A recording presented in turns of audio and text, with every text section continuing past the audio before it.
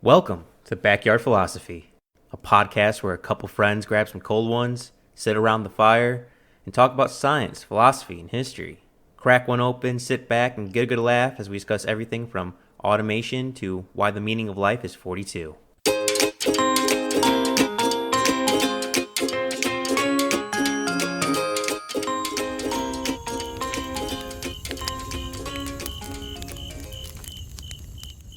So, China was to invade the United States. What would their strategy be?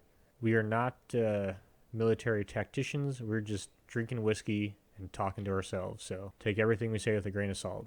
You gave me enough bourbon, all of a sudden I turned into a military tactician. But you were saying Coos Bay is the deepest bay that's in a non busy area. Yeah. So, on the western coast, I think Coos Bay would be a tactic, where they would try and land troops. It's a deep bay, but it's also not. It's not Portland. It's not Seattle. It's not San Diego. It's not San Francisco. It doesn't have the population or military bases to resist. So in a sense, it could be I forget the name of the bay that or the area that the Germans thought we were going to land at, but we actually landed at Normandy. But it could be one of those situations. But I think that that's where they'd try and land. I agree that I don't think they would attack in southern United States. I mean, it's just desert. Los Angeles, Utah, Nevada, those states that they invade just gonna get steamrolled. Uh, Northern California, a little more resistance, but I don't see the technician points that they have no water, no food. I mean, sure you have a few ports and you should probably get send troops there, but if I'm sending a large army, I'm sending it north. And if they get to the point where China's invading the United States, Canada's involved, UK's probably involved. Maybe Germany's involved. I don't think France is involved. I think France is having too many issues on its own. I don't think India or Russia are getting involved. Taiwan's going to get fucking run over. France has a good history of saving our ass at the last minute, though. I'll take it. They are definitely a Hail Mary. I'll fucking take it. But I honestly think if war in China versus the United States broke out, if the war's not done in 3 to 4 years, I think China invades the United States and gets pretty fucking far. I definitely agree, and I think I want to talk about what I think their strategy would be. So China's strategy is to pretty much play to our weaknesses, take away our what we rely on. So first thing they are going to do is knock out our navigational satellites. So we lose internet, we lose communications, we lose navigation. Everything like that's going to have to rely on paper maps. Yeah, all GPS is run by the U.S. military. Yeah, and they already have. It's 2021. They have stuff in place to take out all of our military satellites and stuff like that. I'm sure we have countermeasures. Oh, you mean that? You mean that new rocket that went around the world and we have no idea how they fucking did it? Yeah, let's. That's a little scary. But what they want is they want to conquer us. They want to own everything. They want to be England. They want to be France under Napoleon. Like the Leviathan of the sea. Yeah, I mean, if you think they're just content, they are. What are they trying to conquer right now? Is it Taiwan? Yeah, they're having issue. Well, we just supplied them with I think $720 million or something like that dollars to help Taiwan and their military. Yeah, and China's not happy with that. Yeah, they're not happy with that. They're going into Afghanistan after we've been gone for less than a day. They're in there. This is a joke. This is a dark joke. But have you seen the president? Oh God, is the president the right term for China? Have you seen him talk about Taiwan recently? It was like 2 weeks ago. I'm surprised they even acknowledged it. But continue. They are talking about how China is growing. We need to unify all China, and it's time to bring Taiwan back into the loop and unite what China's true power is. It was like a dead-on speech from Star Wars. Like the Republic doesn't flaw with arms, but a round of applause. It was like an entire room, huge auditorium, like a stadium, pretty much filled with military individuals, all like copy and paste uniforms Just like him saying like it's time to invade Taiwan. I was like, Jesus Christ, is no one worried about this? Well, obviously they copied and pasted their uniforms. It's fucking China, Mike. Oh, but I don't think China. I don't. I think if a war breaks out between America and China, how it starts is either America somehow finds it back up on the upswing, and China's like, no, no, no, we're gonna put that out before they start rising again. Or their main strategy, which I think they're implementing perfectly, is simply do nothing and let us destroy ourselves, or maybe push us a little bit in a certain direction to destroy ourselves. I've I think Gulf of Tonkin situation. China really good with real news. I mean, they're just gonna put one of their ships with armed with a bunch of people on it, a bunch of Chinese citizens, blow it up and be like, "Time to invade the U.S." And I honestly think they are either on par or might be slightly ahead of our military. I don't think their military equipment is as sophisticated as ours, but I think they can match us. I think honestly, if America and China broke out, if we don't defeat them in 3 to 4 years, China will be boots on the ground in the United States. I mean, they our night vision goggles, our missiles, so much of our personnel equipment is all made in China, or we get the raw rare earth metals from China. We won't be able to see in the dark without NVGs, and we need that metal that comes from China to make them. We probably have enough to supply for 3 4 years, but after that, we run out of raw materials and can't make any more. I think China takes the advantage. I mean, all right, so this is how I see it goes. If it just breaks off, China decides to invade us. They're going to hit North Korea. Actually, they're probably not going to hit South Korea. They're going to convince North Korea to invade South Korea, roll over Taiwan. They probably won't mess with Japan. I mean, they already have a deal with Iran. They'll probably make a deal with Turkey to make sure Europe is occupied so they can't help us. They don't have their battleships. Not sorry, their aircraft carriers are not as plentiful and many as ours, but they have specialized missiles to destroy our aircraft carriers. I imagine those are high priority. That goes our air support in the Pacific. That goes our major advantage in the Pacific. They have more battleships than us. Granted, ours is probably more sophisticated, but quantity wins when there's enough over quality. So I imagine they start taking over. We go into high production. I imagine they're probably going to sow more chaos with social media, government officials saying, hey, no, no, no, no, no, no, it's our fault. It wasn't China's fault. It doesn't matter. We're at war now. It's us versus them. And eventually, So I think there's going to be, yeah, they're going to have a definite information campaign because that's what they do before any sort of conflict. But when it gets to the point of like an actual conflict, we're going to lose our internet. We're going to lose all our communication. I mean, that's what they do. They get rid of any kind of conflicting information and they only use their own. We'll be able to log on to like the Chinese internet. We'll be able to listen to the Chinese radio, but we're not going to be able to hear anything else. this is a little off topic. Do you hear about that North Korean video game streamer who kind of trolled China the other day? He logged into their servers, and you know how you can tag and spray like pictures on the wall if you're playing PC games. He was spraying and tagging Taiwan Square protests on these Chinese servers, and they kept banning him for it because I mean, talk about totalitarian government where they monitor and watch everything they do. He was getting banned for showing a news photograph of the protests against China and Taiwan.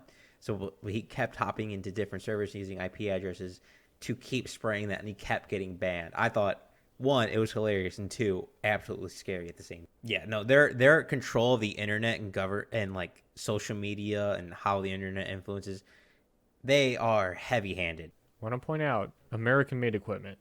Oh, yeah. Oh yeah, they you know how much equipment China. All right. Thank you, Cisco. Oh god, they follow no patent laws. They follow no. China No, barely follows any. Mike, this is laws. shit that Cisco makes for China. This is what they make for China. I thought you were talking about all the stuff China steals from the American people. Well, that too. But this is the most censorship equipment is made in the U.S. I don't want to live on this planet anymore. But anyhow, let's go back. I agree. They're going to knock out our communication system. I mean, honestly, one place missile with a bunch of ball bearings knocks out all the internet and satellites for the entire world. It's not. As well as, okay, electrical too. There's our electrical grids are not. They're not. A few well placed shots could knock out our electrical grid to major cities like Los Angeles, San Francisco, Seattle. That's what China's going to do. They're going to knock out our major cities so that they can come in and be the hero liberator. They're going to come in. They're going to provide power. They're going to provide food. They're going to get Americans dependent on them to survive, because without power and food, people in major cities have no way to get that kind. There's no way to produce enough food in the city to feed that population. So I half agree with you. I agree with you. They'll knock out power, food, and water, try to brainwash and influence the people, saying, "Hey, we're the saviors. Come join our side." Or you have to say China is great in order to get your ration of food. But I honestly don't. If China invade, I don't think major cities are their major points of invasion. Yes, it's nice. It's honestly, I think it's going to be ports and airports and military bases. Once that's done, I don't think they give a two shits about major cities, because major cities can't survive without things being imported to them. I think their major plan, once they get boots on the ground, solidify the chain of supply, so ports, airports, make sure they don't get bombed, so remove the nearest military bases, and simply move inland as fast as they can, as quickly as they can. Again, I think they're going to roll over Southern California, Utah, Nevada, Arizona. I think they're not going to get any resistance in the South desert states, until Texas and Oklahoma. The Midwest, I'm not quite certain on. The North, I think they're going to steamroll simply because they don't have that much population. There's not going to be a lot of American resistance. And at this point, Canada's involved, because this is pretty much another world war. China's gonna. There's not that many people in Canada. China's gonna use Canada to navigate the United States and drop in different points. I think they'll make it all the way to Mississippi. I'm not trying to rag on Canada, but if Trudeau's still prime minister, then yeah, he's definitely just going to let China do whatever he wants in hopes that they don't come after them, which they will, because China's not going to engage the United States until they've conquered all that they want in Asia. But well, I don't think so. So one, Canadian military is actually very impressive. Their equipment, their training, they just don't have a lot of soldiers. But I don't think China's invading. I think, wasn't it the 3 longest kill shots in the world are all Canadian? I know the longest is. It's like 2 miles with a fucking 50 cal is a Canadian. I think it's like 2.1 miles. I don't think China's invading that much of Asia until the major threat of the United States, Canada, and the United Kingdom are dealt with. I'm not certain on Germany. I don't think France joins until the end. But honestly, South Korea, Taiwan, maybe Japan get invaded in Asia. I don't think India's going to fight with them, even though it'd be fantastic if we convince India to fight China. I don't think Russia's going to fight with them, even though it'd be even better to have Russia fight against China. I think Russia would fight against China, because I think Russia would see, without the United States, China would steamroll them. I think Russia would make a deal with the U.S. to say, hey, let's get rid of these guys. So this is... We're the enemy they know. True. That's very true. But honestly, if I'm a Russian leader, if I'm Putin, I'm not getting involved until either America wins or China wins, and simply fighting the defeated person. Like, say America defeats China, Russia. Well, you gotta wait till it's winter too. Well, that's true. If America defeats China, Russia invades America. We're weakened. We don't have that many source supplies. We obviously can't defend ourselves. If China defeats America, they've probably ran out of the how many billion people. They don't have that many. I mean, they're not an agricultural country, not that strong of an agricultural country. And Russia just had to destroy the crops, can't feed their people anymore. Steamrolls through them. I think Russia's going to play patient and out of the game until it suits their needs, which is when there's a victor and a weakened victor at that. Yeah, but I think I don't know. I think Russia is at certain points more ally than enemy. I think it really depends on the situation. Again, I think I'm kind of curious about your point. I think it's a really good point of China's going to engage us before they try and conquer more of Asia, because we're the only thing stopping them from conquering Asia. But at the same point, I think they'd rather just take over these countries and just wait and see if we do anything, and then use that as an excuse. No, I think a major concern with, I mean, how many billions of people live in Asia? That's a lot of mouths to feed. How much food is imported? First things of warfare. Well, they get a lot of shit from us, First things of, agricultural I wise. mean, yeah, I'm not disagreeing with that with the shipping and But trading. here's the thing: China doesn't give a shit if their people starve. It's different with a military basis. You can't fight a war with on an empty stomach. You need your supply lines. If you don't have supply lines, you will lose. You need that. They don't have enough food in their own country to feed the entire population, so they need to have different types of food or supply lines. That's where I see Iran and Turkey get involved. Iran and China made a treaty not too long ago. Turkey is not agreed with China, but Turkey's stirring up shit in Europe, and it seems like a new Axis power forming there between them. Because Turkey's military is not to joke with; they are a dark horse. They are a sleeping giant. But I agree with you that the enemy that you know is sometimes better. I think Putin knows, like, hey, if I have to have an enemy, I'd rather have the United States because the United States won't blindly kill Like people, but China will who definitely would kill you Putin. rather push around? Would you rather have to deal with Joe Biden or Ping? Like one of those people could bomb you in the middle of the night. The other person doesn't even know where your fucking country is. Like let's be honest. One of us is less formidable than the other. We're not a threat to Russia. We're never going to invade Russia in the middle of the night. Oh yeah, no, completely agree. I don't think China's gonna invade Russia in the middle of the night too. I don't really see him. Well, I I don't think they will, but at the same time, I'm not going to bet for or against what China's going to do. Yeah, what's the South Park joke? China's like an LSD pig on LSD. You don't know which way to get a run. Yeah. But no, I don't see China invading because look at India. India has so many manpower. At that point, it's like Soviet Union versus Germany. India doesn't have to have a well-trained military. They literally just have to hand them machetes and rocks and just throw that many bodies at them, and it's gonna cut into. It's gonna be Stalingrad. It's gonna be Stalingrad all over again. Why make an enemy you don't have? I think China's gonna focus on European nations and North I America. don't think they'd take India. They're not going to take India. They're going to take smaller Asian countries and work their way through the Pacific Islands until they get to U.S. territories. I don't think so. And they're going to. I don't think they're going to take the Philippines. I don't think they're going to try to touch Australia. I don't think they're going to try to touch Thailand. I think they're going to focus on American allies. So South. I don't think they're going to touch. Well, I think they're going to. They're not going to conquer Thailand in the same way they're going to conquer closer nations, but I think they're going to do some kind of blockade and make a deal. Be like, hey, we'll give you all this cool shit if you just, fall into our rule. I don't. I don't think not all of their operations are going to be military operations. That's not really how they roll. They're going to force people through trade, economic reasons to fall into line, I think. I agree with that, but I think they're only going to focus on our major allies. I don't see Singapore, Vietnam, Thailand ever really assisting us in a war if war breaks out with China. I see them just kind of staying neutral, like, hey, don't touch our ports. We don't fuck with you. All right, cool.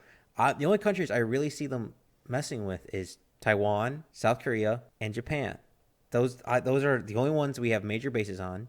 And honestly, that's a perfect example to use North Korea as cannon fodder if I'm China to send them into those regions for that military to take over. And then they'll get it. Well, I think okay, so I don't think you're like okay, so they've said many times that they want to own all that they once owned, Yes, which is all of Asia. true. I think they're going to start there. They're going to start small. Like you said, they're going to train their military and operations in these places before they come after us. And I think this might be changing topics. So if you want to address something I said, I do think our military is definitely better trained than the Chinese military, Agreed. but they do have numbers, which is concerning. They have more drones, more old fucking shitty ass planes More that they more can easily soldiers. put fucking more soldiers, more drones that they can easily put some shitty drone technology in to fly at our aircraft carriers, and we have missiles to stop them. I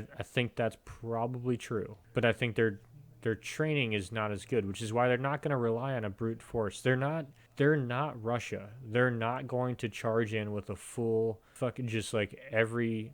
Now, granted, it would be China, so like every third rifleman gets a rifle, and it would. But what they're going to do is they're going to find our weaknesses. They're going to, like I said, take our all of our anything navigation related or internet or communications, and they're going to fight us old school. They're going to play. They're going to use their strategists, and they're in it for the long haul. It's not. We're not going to get into war with China, and it's going to be a 3 to 5 year thing. It's going to be a 50, 30-year. It might not even be considered a war. Like in the grand Another scheme Cold of War. history, it might be considered a Cold War. Well, if that's It'll the be a case, we Cold lost War like the Cold War was, where we're not fighting them on our soil. We're fighting them on.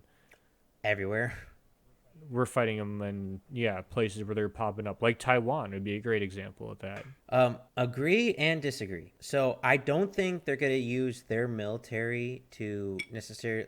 I think they're going to use their military in, again, South Korea, Japan, and Taiwan to get their training. But if we see them slowly start taking over the countries, I think America is going to be put on alert and start mass producing war again. Start getting more battleships ready, more troops ready, more people enlisting. And if I'm China, I don't want that. I want more untrained soldiers going through a quick 3 to 6 week boot camp and sending them to the front lines. I don't want them to have the full 12 weeks, multiple months. I don't want them trained. So I think they steamroll over. Honestly, if I'm China, I'm having North Korea invade first and saying, "Oh no, North Korea, don't do that." Wink, wink. And then we all go, "Hey." Oh, step a little to the left. And then we send aid to South Korea, which we now get a little bit stretched out, which is a kind of see how we kind of react and they build up their forces from there. I'm going to throw out a date. Let me know if you agree. 2035, I think that's when we'll engage in some kind of military conflict with China. How old is their prime minister, president, dictator? Because I think it's in his lifetime. I don't think it's his successor. Their 100-year plan is supposed to end in 2049 to own their plan to own most of Asia. Well, good luck trying to conquer Russia. Russia's a fucking big country with a lot of people who would fight back. I think they take over Mongolia. All right. Xi Jinping was born in 53, so what is that? So 70 something? 74. Yeah, I don't think it's in his. I think it's in his lifetime. So if he lives for another. So they're 10 years, 84. I don't think it's in the next 10 years. I could see if he's 84, that would be 31. I don't know. We'll see. So fucking history is happening fast right now. I think if America bounces and start going back on the incline, China does something about it. If we keep going the decline, they just let us burn ourselves out. Because right now, China is probably there's an argument to being the most powerful nation in the entire world. Us followed by second. Like there's a very debatable argument of who's number one, America or China. And from what I see is China. China is set up for the future. We're set up for the present. And let's be honest. If we're debating that in America, I mean, how many Americans are going to tell you, like, how many red-blooded Americans are going to tell you, well, it's debatable who's first in the world, U.S. or China? We're number one. We're number one. If it's a debate, we got some shit to look at, guys. Like, let's be honest. Most Americans would rather die than say another country is close to being where we are on the world stage.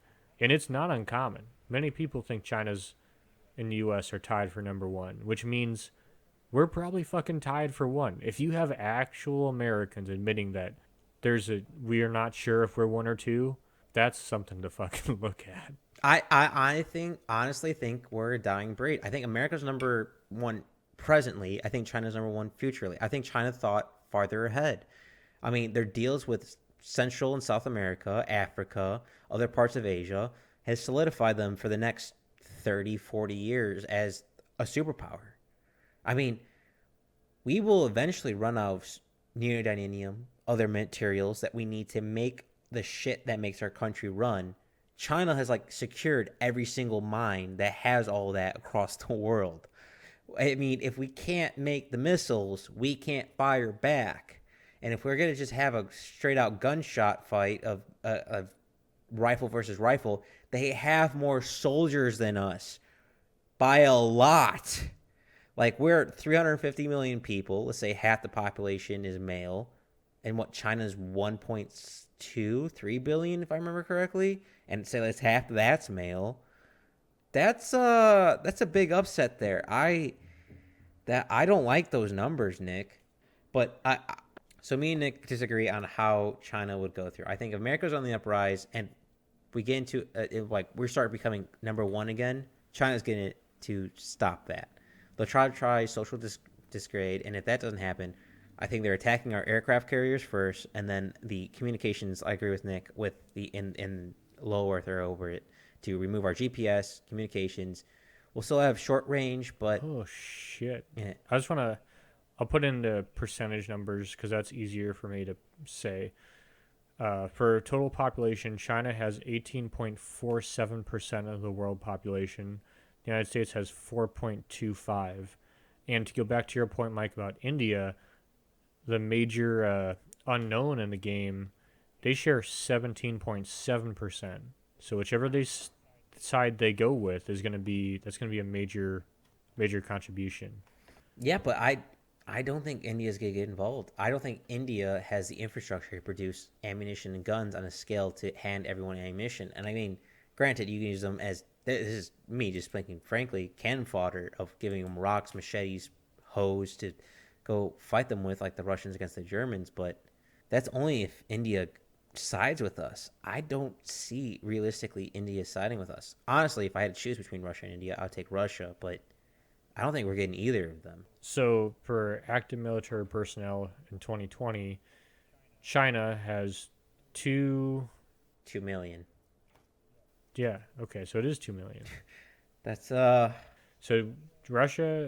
China has 2 million. We have 1.359 million. we have 1.35 million active. Yeah. South Korea has 1.28 million and Russia has 900,000. That just doesn't seem right. Uh, This is World Atlas. I well, don't know. what I'm wondering about is some countries have forced military service, like you have to serve for 12 to 18 months. I'm wondering if South Korea has that and Russia doesn't, or if No, China that has might that be.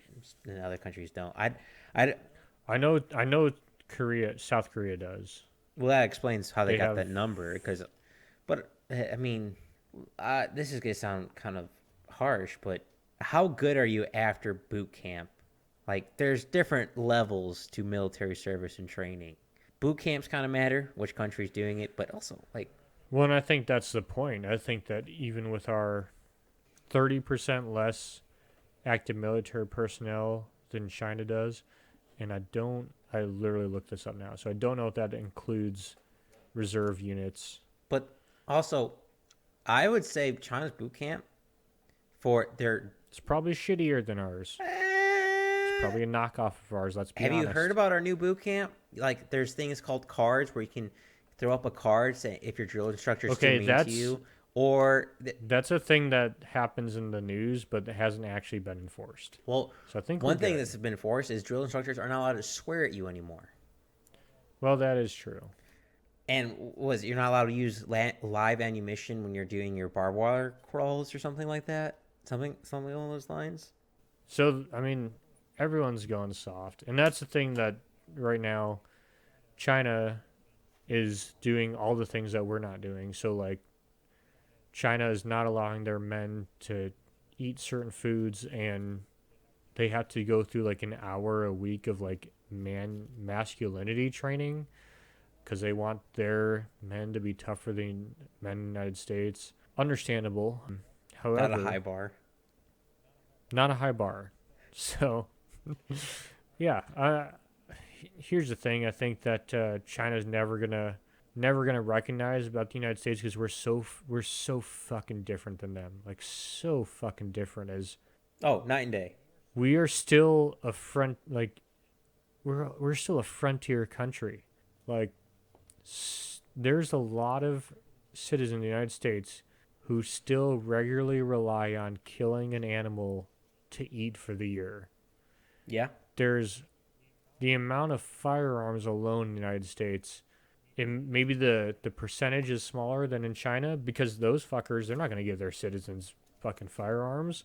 You know what could happen They'll then? give them bullets to the head, but they're not giving them firearms. Fucking revolt. And I think and this comes back to, let me know if there's something you want to say, Mike, but I think this comes back to, say China invaded in any of the ports we mentioned up and down.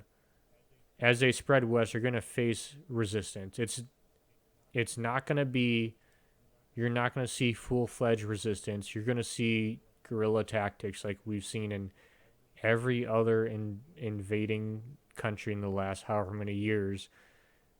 You're going to see people knocking out convoys, taking a pot shot here or there, taking out Red Dawn kind of shit.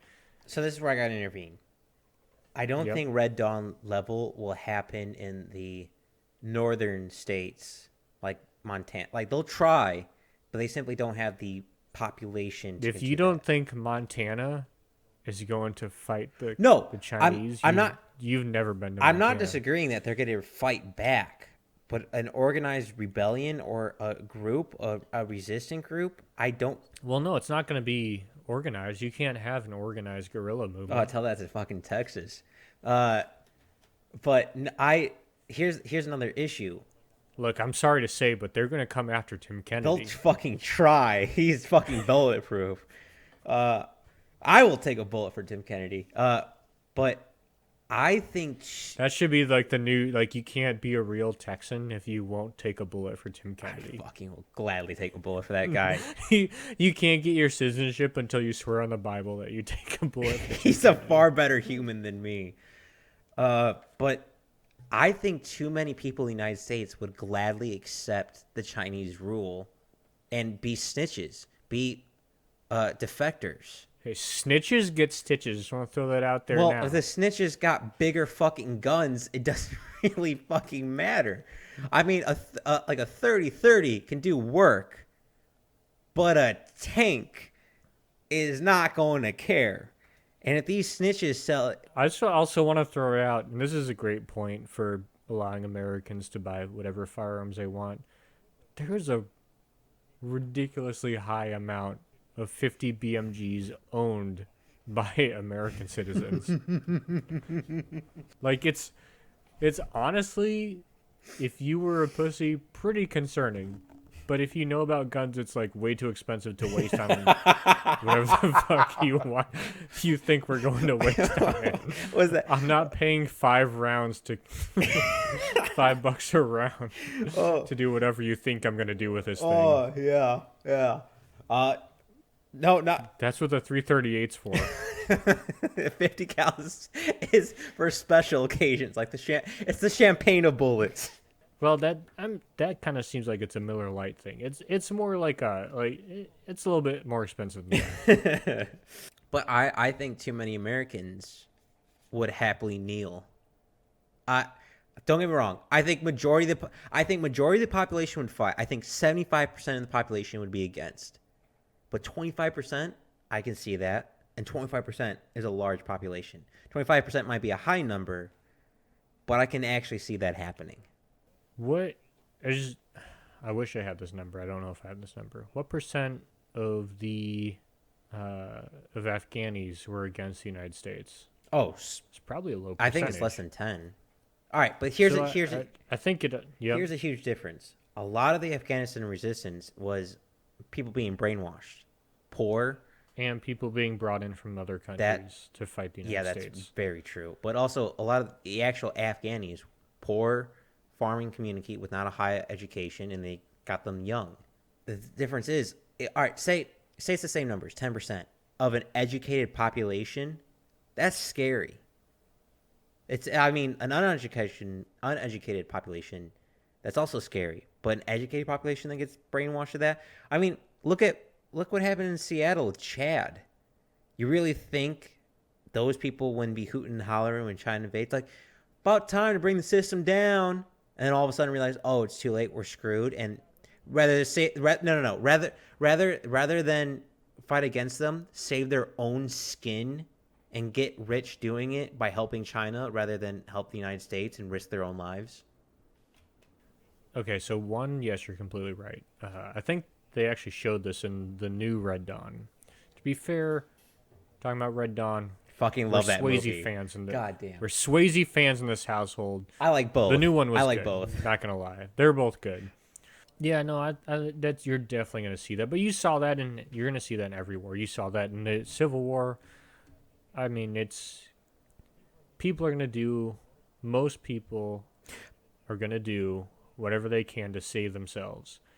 And there's a lot of people who are going to do that, but Yeah, but because they think it's going to be better but for also them. think about this is also gonna be think it's gonna be better for them because of their beliefs. But also think about the amount of money. I think about China having their influence on the media, like you said. If they control the media, if they knock out ours, I imagine how many influencers they can convince on YouTube, Instagram, Facebook, blah blah blah blah Yeah, blah. they can convince a lot of idiots, but let's also talk about the fact that Joe Rogan has more listeners than CNN, Fox News, and MSNBC combined. You think if I'm a powerful military, I'm going to let those kind of rally people speak? You think I'm going to let radios happen? It's going to be small time pirate radios that you're going to be No, listening to. exactly. But that's exact. Okay, so this is the point that Chinese people have made for a while now of with the United States is why do you guys listen to the news when you know it's just propaganda and not true?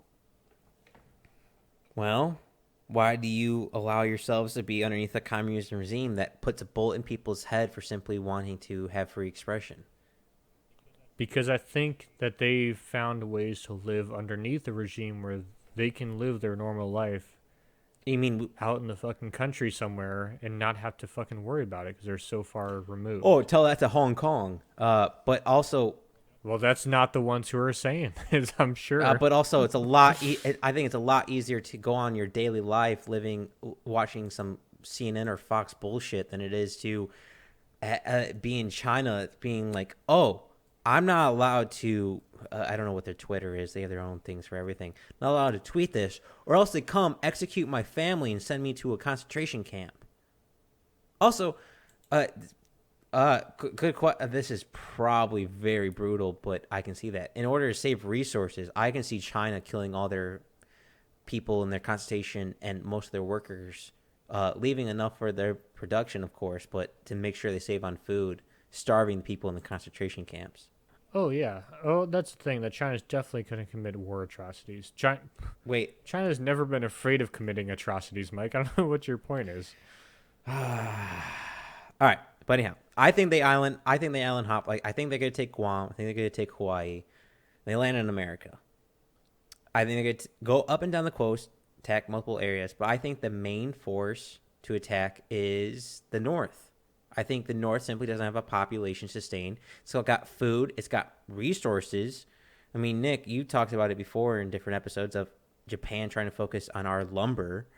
I, I'll be honest. I'd rather have trees and water and food for my people to invade the country than to have a fucking desert. It's a lot harder to cross it, to sustain yourself in a desert if you get stopped by a military engagement than it is in the fucking forest. No, I think that's definitely a good point. I mean, I guess it depends on what their end goal is. And what I think their end goal is I think they'd rather take these big population centers like San Fran, Seattle, LA, San Diego, and hold them as ransom. Basically, force those populations to surrender, and then transmit bullshit propaganda across the rest of the country and say, once you surrender, it's going to be so much better. Basically, make it a living hell in the rest of the United States. They might not even fully engage, but they might just, burn fields, like do some kind of behind enemy line shit. If they attack the Midwest with our food population,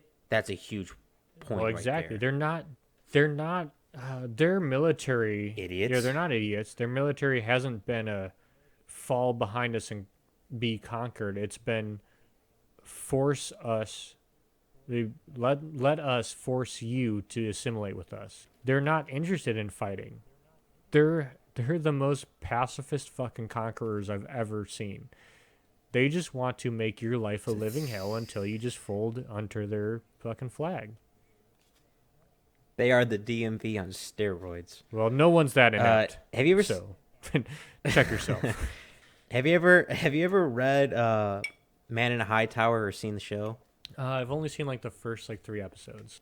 Well, I see China's rule on the West Coast very similar to Japan and Man in the High Tower, where they just integrate their culture. We mentioned Montana. Honestly, in the Northwest, the most resistance I see moving from west to east is Wyoming. I think Wyoming is going to be the thorn in their nail.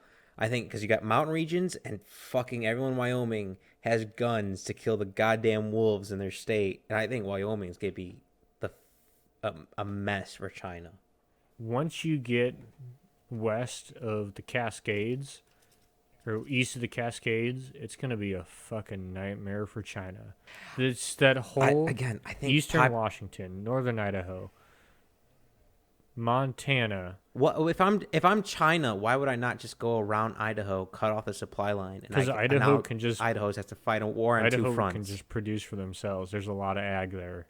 They might be A lot of ag when you have diesel coming in. What happens if you don't have diesel coming in to run your agriculture plants? These people are so perpetually angry. I think they'll be fine. All right, touche with that. I will not fuck with a farmer. Yeah, that once you run out of diesel, but I think they'll have. But once they're not exporting, they're not going to need their whole fucking fields to feed other people. They're going to have more than enough food to feed themselves. Ooh, you just made me think of something. When will China attack? Will China attack in the winter, spring, fall, summer? Will a China attack during the summer? So that way when all the foods are ready, they can use their own supplies. End of summer during winter, because it's going to be harder for guerrillas to hide in the winter during the cold, as well as if they get enough of a foothold, they can stop a good portion of American production of agricultural products. Yeah, I think they would invade in fall simply because they can't move their troops as fast in the snow. I think for China, a huge part is to take as much land and get in deep in the United States as they can and have supply lines as fast as they can, like a blitzkrieg almost, than to slowly march through winter. I mean, no one's ever tried to invade America during winter, but I think it's going to go over as well as in Russia. You fucking pack your winter clothes and you be ready for it. So here's another thing to consider. Unless we're Texas, then we're never ready for winter. Damn it. Beat me to my own joke. So here's another thing to consider of why, as of right now, yes, American gun sales are going up, but I also think the amount of gun owners is going down. So I think they're going to wait until the amount of gun ownership can consolidate into less and less people. They wait another 10 years, that's one generation less of gun owners. That's one generation less of people they have to fight. Oh, also, gun owner doesn't mean you're actually prepared with a gun. Training versus owning a gun are very different things. That's true, but also the American deer hunters are the fucking largest army in the world. Yeah, militias. Let's go. I mean, this country is founded on militias. Might as well fucking go out on them. Keep going, Minutemen. But I don't. All right, everyone's heard the expression "sleeping giant." To me, China's a sleeping tyrant. It's going to wait and chip away at you. It's a slow creeping death. When China actually goes full in, I think it's already too late. Unless we start the shit up first. I think China is going to simply wait until we deteriorate where we are not very able to fight back. I mean, how many states right now are adding more regulations to guns? How many what was it? More regulations to Texas industry. Just had a new. I mean, it's getting harder and harder to produce here and own firearms. We're making ourselves more defenseless in the face of China. Texas just did something that cost some industry like $53 billion or $53 million, simply because they said if you're not going to support, like Chase. It was J.P. Morgan. J.P. Morgan says they were not going to allow like loans or stuff like that to like gun owners and or not gun owners, gun stores and stuff like that. So Texas, in retaliation, like tax the fuck out of them or like not let them get like certain tax rights. I don't remember the exact thing. I don't remember the article.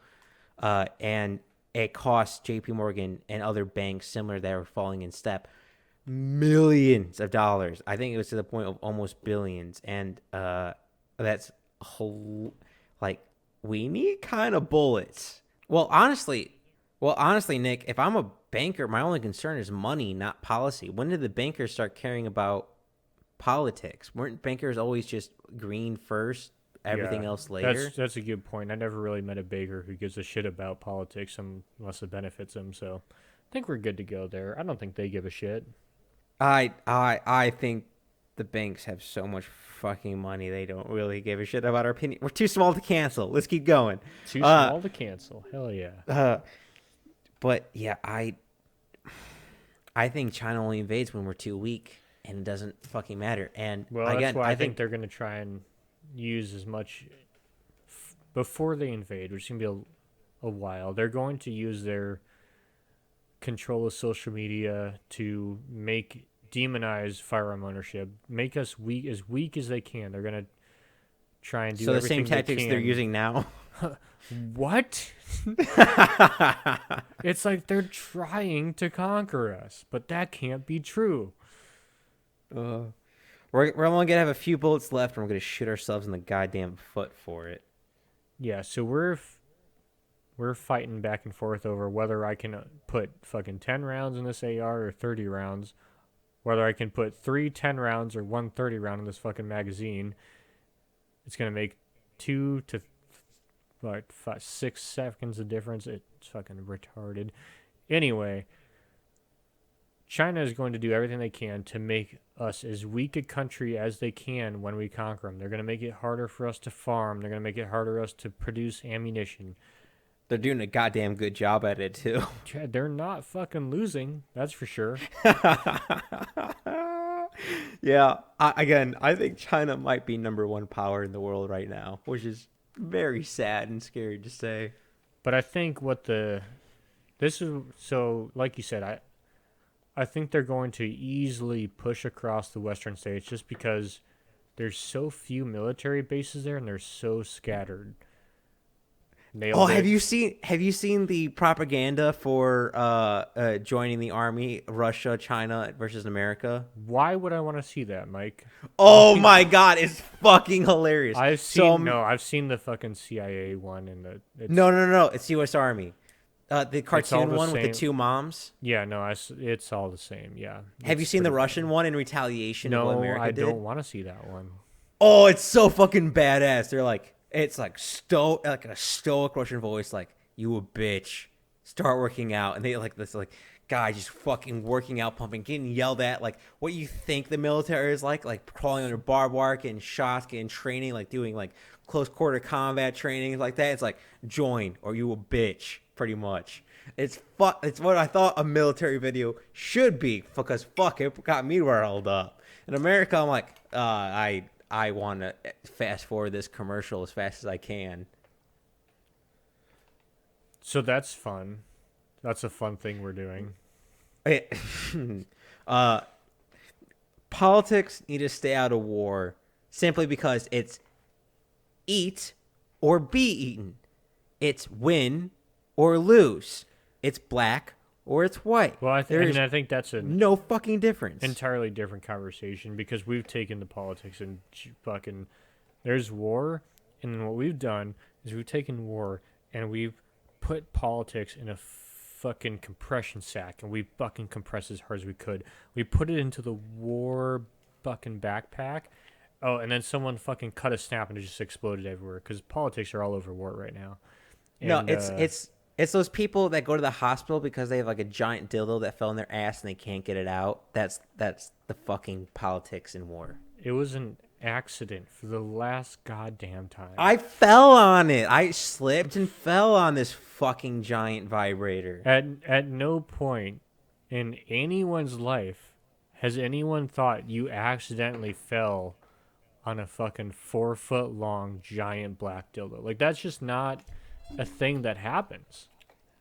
The closest I've ever come is I almost fell on rebar, and that would have fucking just impaled and killed me. No, that seems like a sexual thing, honestly. Well, American construction and innovation does always get me horny.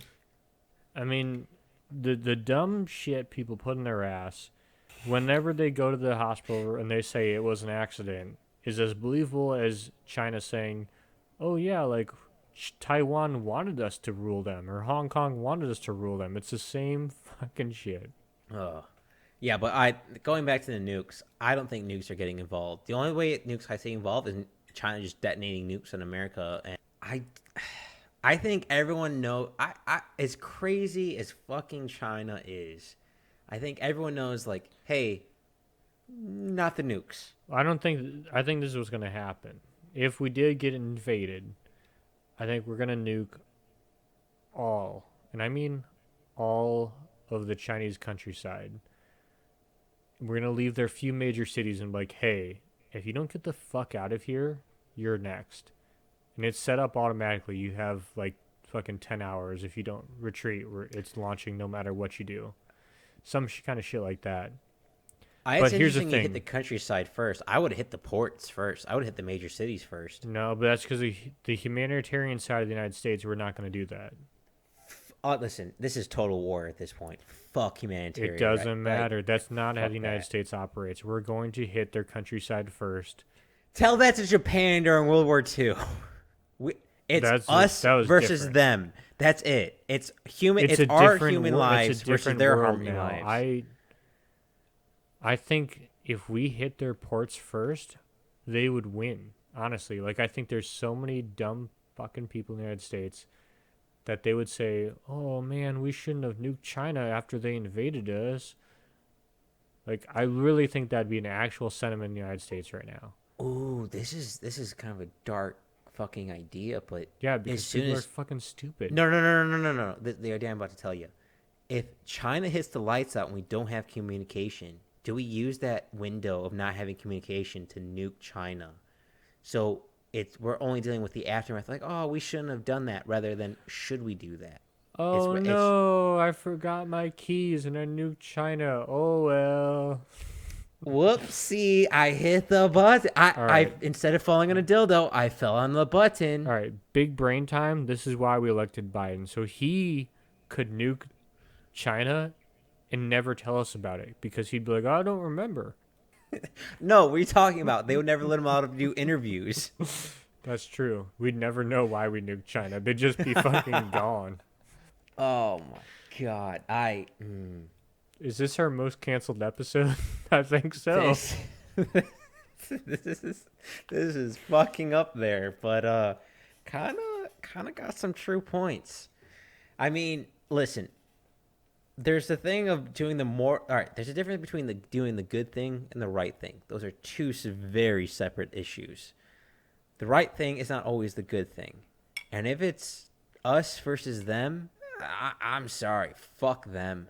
Fuck the country that's putting millions, of, maybe actually it might be millions at this point, but at least 100,000s of Muslims into concentration camps I simply like because of their how it's religious like, views. well, technically, they might be under millions of people in concentration camps, so they're good. Not that that's what you're saying, but just like, we're not sure exactly how many people they're putting in concentration camps, so Oh, the amount of people in concentration camps in China might be higher than what the Germans initially put in Germany. What 6 million gypsies, Jews, blacks, homosexuals died in concentration camps during Germany's reign. That's when they had almost all of Europe. I think it was far less when it was just Germany and Poland compared to China. China, I think, doubles them if I'm not mistaken. And yet we're okay with it. You know, that whole phrase, never again. Yeah. How many fucking holocausts, how many genocides have happened since then? Dozens. Doesn't fucking matter. what? You know, there's a whole fucking population that we are doing nothing about that are simply dying. Men, women, children, babies dying simply because they were born different skin color, simply because they were born different religion, being worked to death, and we say nothing. It's it's I keep thinking of that monkey phrase, like hear no evil, see no evil, speak no evil. Where that's fucking America in a nutshell. We don't see jack shit when it's the rest of the world. No, I don't like financially. China's rich. All the money that's ever implemented, invested, or created in China has to stay in China. That's their fucking laws, their regulations. Like every McDonald's, technically, McDonald's has never made $1 off China, even though they've done McDonald's in China, because all that money has to stay in China. That being said, their fucking currency is not worth that much. Honestly, their biggest bank is the treaties they've made. Well, treaties is just not the right word choice, but they're at their what's it called when a not muscle what's it called when a gangster goes to a shop and needs to be enforcement protection to like a bar so it doesn't get burned down. Yeah, I know what you're talking about. So this is who China is as a person. A cunt. Also, yes. That guy who goes to like whatever your business is and is like, oh, you can't do that unless you pay us this much money. It would be a shame if something happened to those nice new windows. Yeah. It'd suck if you just went out of business and your family died. Like that's China. Like that's how this rolls. And the thing is, we talk about how a lot of Americans might turn to China, and that's true. A lot of, I don't know if the correct term is New Englanders, but a lot of Americans, people who resided in the American colonies, sided with the English. The loyalists. The loyalists. We're not going to talk about them here because they're idiots. Goddamn Benedict Arnold. But they lost. And I think America, through all the bullshit that we're going on through now, and this is just, I might be an idiot, and I am an idiot, to be fair. I really think if China were to invade right now, you'd see so much resistance. Oh, agreed. But I don't think they're going to invade now. Like we talked about, I think they're going to invade way later. They're going to spend a lot more on information to divide the country more so that it seems like allying with China is not the worst mistake we can make. Completely agree. I think right now, if America had a common enemy, we would all unite to each other. I think America has too many guns, too many different ideas, beliefs, and it's too big of a country for one country to completely conquer. I think the only way America is defeated is from within. And I think the best way to do that is just to sow dystopia into that country, which was what China and multiple countries are doing into us, to divide ourselves, to lose ourselves. So when they do invade, or if they, well, let's be honest, they're probably thinking about how to invade us. If they do invade, they get at least a large portion of the United States, and the rest of it is divided into different countries, states, policies. It's time to Patrick Swayze this. If they do invade, Swayze, we're throwing it all on the table. Fuck yeah, dude! You let me fucking build bombs again. Dude, I will bring down bridges. Do you know how many fucking Americans are literally just waiting until they can fight against a foreign enemy? It's not a lot. It's less than most Americans think they're willing to fight against a foreign enemy, but how many wet dreams it is for them. But fuck, there's a lot of Americans who are like, let's fucking go. And that's not who you want to invade. You want to invade countries like Hong Kong and Taiwan who are like, I don't want to get invaded. You don't want to invade America when they're like, let's fucking bring it on, bitch. What you got? What you got? The wrong response of someone about to be invaded is let's fucking go. And that's what you're going to get when you invade the United States. And there's a certain percentage that even with the information campaigns they're running, I don't know if that'll ever go away. As long as we still have DVDs and Red Dawn continue to play over and over again, that ideology will stay alive. But I want to run two ideas by you. if we go to war with China, let's say next 5 years, I see Saudi Arabia perhaps being one of the biggest allies. I see Saudi Arabia. We let China move across Pacific. Let them bring their army here. Let us be falling back, and their army so far away from their homeland. We then tell Saudi Arabia to invade, and China can't really do anything about it. Then cut off from supply lines. China's screwed. Because right now, as much as I'm not the happiest with a lot of Saudi Arabia policies, Saudi Arabia right now is our ally. Iran might get involved and fuck with Saudi Arabia, which, again, if China and America goes a war with each other, I don't see us not being a world war. I don't see how other countries don't get involved.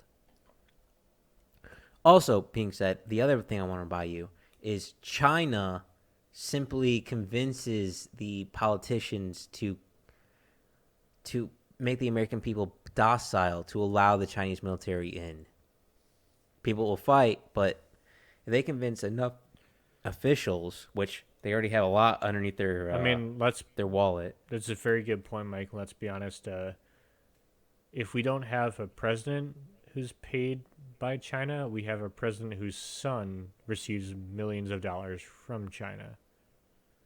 Yeah. So, and that's not even like up for debate. Like, that's literally been proven.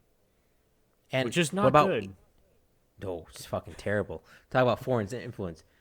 But think about each state. If China could bribe each governor of each state, like, oh, okay, we'll allow more Chinese things, et cetera, lull these people into resistance. Like, freedoms aren't all taken away all at once. They're slowly taken away. And imagine some much stricter gun laws before they invade us. They simply pay the politicians to have harsher laws where we're only allowed to have lever action and bolt action rifles. Granted, well, that's literally the exact scenario the first Red Dawn was Swayze. The fucking communists go to the sporting goods store. They get the Form 4473 that has who each firearm was sold to. They round all those people up, put them into a fucking camp. Yeah. This is not new. Like, Hollywood did this fucking, right now? Probably 50, 60 years, 40 years ago? Yeah. No, Hollywood I'm not disagreeing. Could predict this. I'm just saying, like...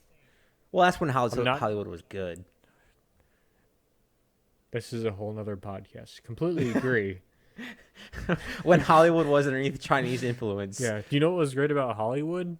They didn't have to ask China for okays for everything. Yeah, no, completely agree.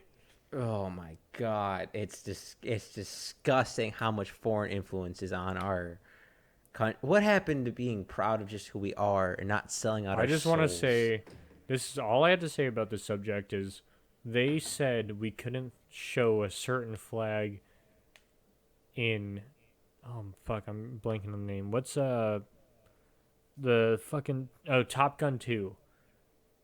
They regulated Top Gun 2. Top Gun is a national treasure. And they're going to say what we can or can't do in Top Gun 2. China is going to say what our military can or cannot show in Top Gun 2. They're going to say what we can or cannot have on the flags. The Apollo mission, they said that we can't have the American flag on the mission that went to the moon because it was in fact a global effort, not an American effort. It's funny because the only flag I saw up there was a fucking American flag. Yeah, not disagreeing with you. I mean, who is John Galt? I think conforming too much, selling out our souls, selling out our policy, selling out our ideas. I love how much of Hollywood goes, well, you guys aren't being kind enough to different people of different cultures, yet they conform to a country that is putting people in concentration camps. Does no one see the irony there? China's like, tomatoes. It's like, yeah, but those tomatoes, literally, that's slavery. And the tomatoes is not slavery. Like, it's like the same thing. Like, come on. Like, we I don't mean, pay people $15 an hour minimum wage. It's like $10. no, It's like slavery. No, you know what's like slavery? Being fucking forced to slavery. work at gunpoint. That's Yeah. like slavery. Like, I'm sorry that there's some kind of confusion here, but it doesn't seem like it's that you're receiving this message correctly.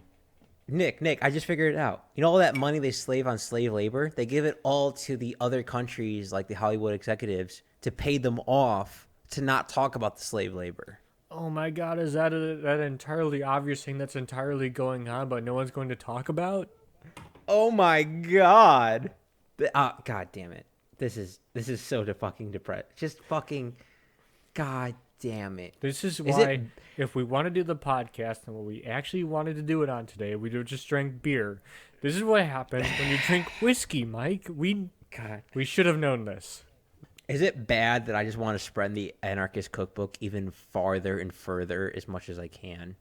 Just so people know how to build bombs when China comes. Like Well, first, I think it's going to go down the list. First, it's going to if an enemy is going to take out people, first they'd target people with military training. Then after that, they'd target people who good own luck trying to hit Tim Kennedy. He's the new Chuck Norris. It would bounce off him and hit the drone back. 10 plus firearms, and they go down the list. I also there's social media, I think too. They're going to target. They're going to look at people's social media and be like, "Are you willing? If someone gives you $12, you're gonna espouse whatever bullshit I espouse." Yeah, but I think they're going to look at your fucking target heart rate fucking monitor shit on your Apple Watch. Anyone who's relatively fit, they're going to either, interview them, Ooh. see what side they're on, and then be like, "Okay, cool," or bye. Like, Can I throw another category into that mix? okay. People who don't have the Fitbit, Apple Watch, or social media, because they're like, he's not conforming.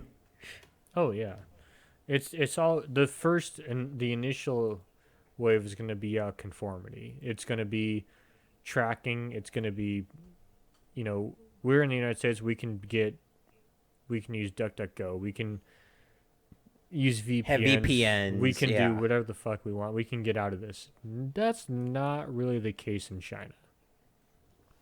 You can No, conform. China. If you're using that, will literally shoot you in the head and charge your family for the bullet. Yeah, I was gonna say you can conform or you can be killed. Fucking. Honestly, we like to talk shit like how we do things, but the people who in China who are actually trying to set up VPNs and try to actually do those things in China, balls of steel. Like the Hong Kong protesters, balls of steel. Like that is if they get caught, to be fair, they die. The man, was it 98? Can you imagine standing in front of like 6 fucking tanks and saying no? With like grocery bags, like on your normal day, going no more. Like how is he not like on the same scale as Gandhi and Martin Luther King? How is his name not more prevalent household name? I'll be honest. It's almost I like don't know his name. there's some kind of, I don't want to say country, but there's something out there that's trying to remove that incident from the history books, and I can't quite put my finger on it. I think if I remember correctly, it's got like red on it or something. No, that's not it. Not it. No, No. not it. No. No, it's If this podcast comes in or out, like they have like it was definitely the Greeks. the Greeks, definitely the fucking Greeks. The birthplace of democracy, definitely there. That's the one. Oh God. So Fucking this damn it. is something that I want to talk about. I think we're in disagreement on. So I think their first move, they're not going for overall victory. What I think China wants to do when they invade the United States is isolate populations, make their lives so fucking miserable they surrender, succumb to communist rule, they fall into the party. Well, I think that's the worst thing China ever did was I'd agree. So this is what I think about China is honestly I can kind of see it. I think they'll advance that far militarily and again, I'll post this on our social media when this comes out so you guys can see what the line we're talking about. Um, I do like how you like cut it off at Texas and Kansas, Nebraska, Wyoming, a little bit through Montana. I think you're right.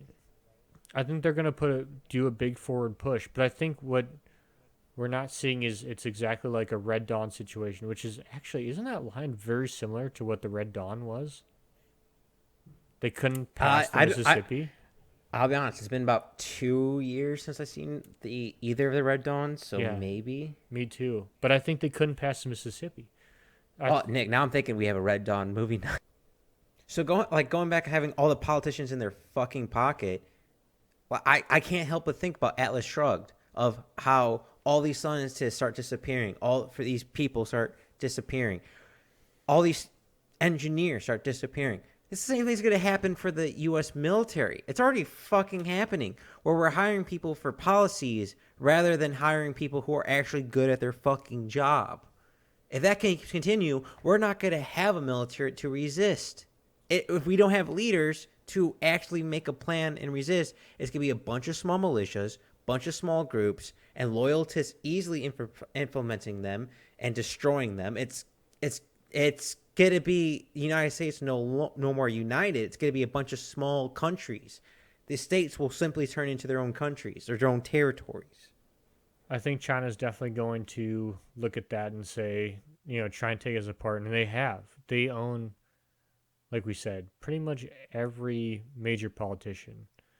I mean, there's really only one politician they did not. There's one politician out there where someone doesn't like them, and someone is China. I'm not going to name names. You mean Sleepy Man? Can we just start naming all politicians like that? Orange Man bad, Sleepy Man bad. We just start. We just, I'm gonna start that. That's his new name, Sleepy Man. Yeah, so I think it's definitely a problem. And we got to look at it in a way like that. And so I think what it comes down to is look at the Revolutionary War, Mike, of loyalists versus Virginians. I mean, it's only 3% of the population of the colonies decided to fight against England. All right, this I'm just gonna that Okay. comparison. So, at that time, the colonies people pretty much had the same fucking ideology of, hey, I simply want to provide for my family and not starve to death. I simply want to make my own wealth, and everyone kind of wanted taxation without no taxation without representation. I would say people are far more polarized than the loyalists then to now. I would say it's a far more divide of the general population from then to now. I would So I agree think that that it's more 3%. divided now, just in the fact that when there were loyalists, there were reports like people's houses who were loyalists would get fucked up, but for the most part, you could be a loyalist and not get your shit fucked up during the war. I don't think that'd be the case in the war with China. Oh fuck no. We're not even at war with China. We're at war with nobody, but we will still Biden supporters will fuck up a Trump house and Trump houses will fuck up a Biden house. Like so yeah, I agree with what you're saying.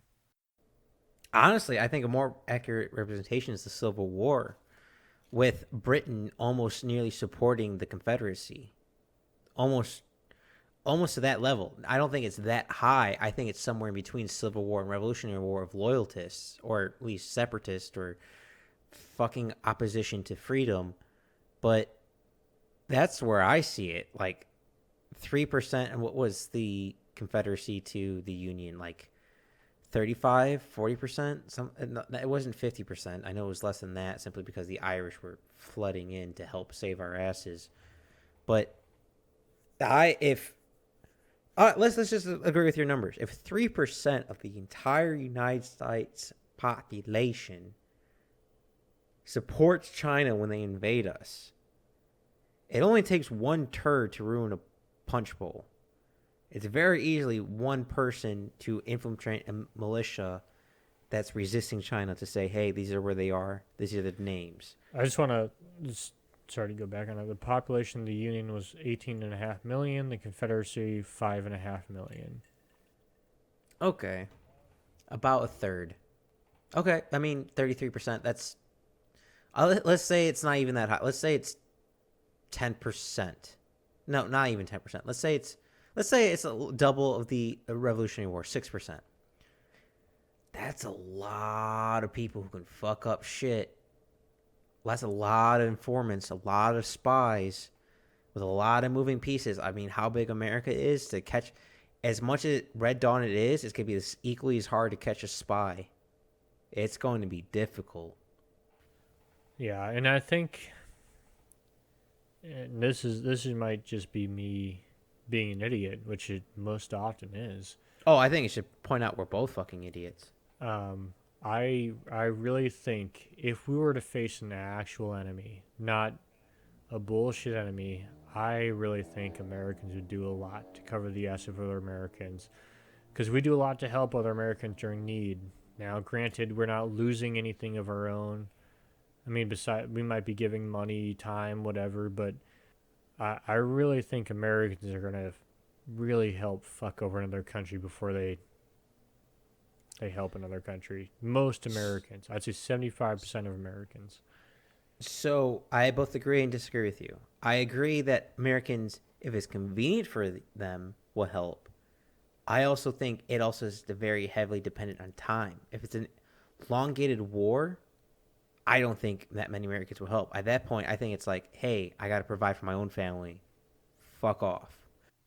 But Americans have always been willing to help each other to fuck over the state, right? So hypothetically, if you've ever bought a used car and you've both parties may or may not have forged how much they may have paid for said vehicle so the state gets less tax, or if you're going to help someone and you're going to charge them a certain amount but you charge them less because like certain like maybe you knew them the business or whatever the fuck, so you charge them less and then the state charges less for taxes.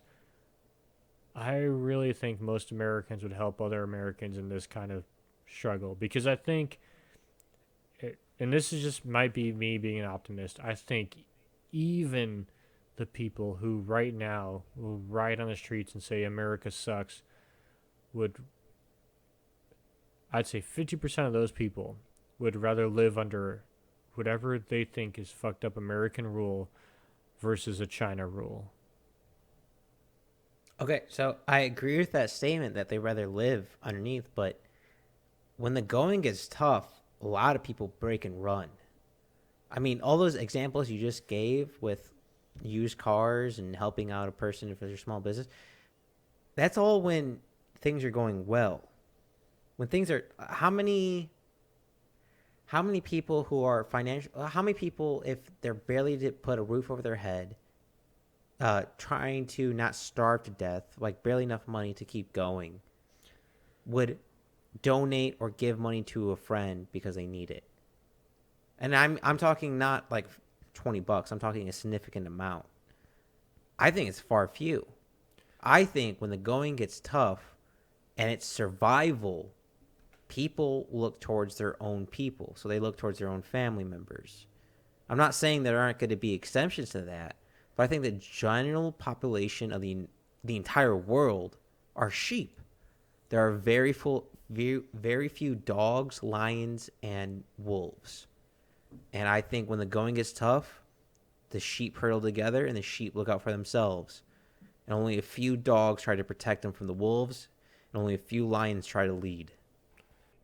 Oh, you don't think China's going to put a gun to a kid's head to convince people to tell who are the resistance? Oh well, that's the thing. I think as soon as that happens, the people who would rat me out would be gone. I think you're gonna get the people who don't know a lot about what's going on. I mean, okay, so here's my example. I live in a town that's primarily driven by the timber industry. I think the people who would cave about who's willing to do what and who's a rebel, blah blah blah, to China, don't actually have any idea of who lives in this town. I don't think they could name names. They can maybe point houses, point vehicles, but by the time they do that, those people are long gone. Yeah, no, but here's the information thing again of going to the gun stores. Who's buying ammunition? Who's buying so resources? If they can track your names and you say still live in China-controlled territory and you have to show identification, as soon as you say your name, bingo, bango. I mean, granted, the fake IDs, the crime would increase, and you might be able to get away with a fake passport, but they're going.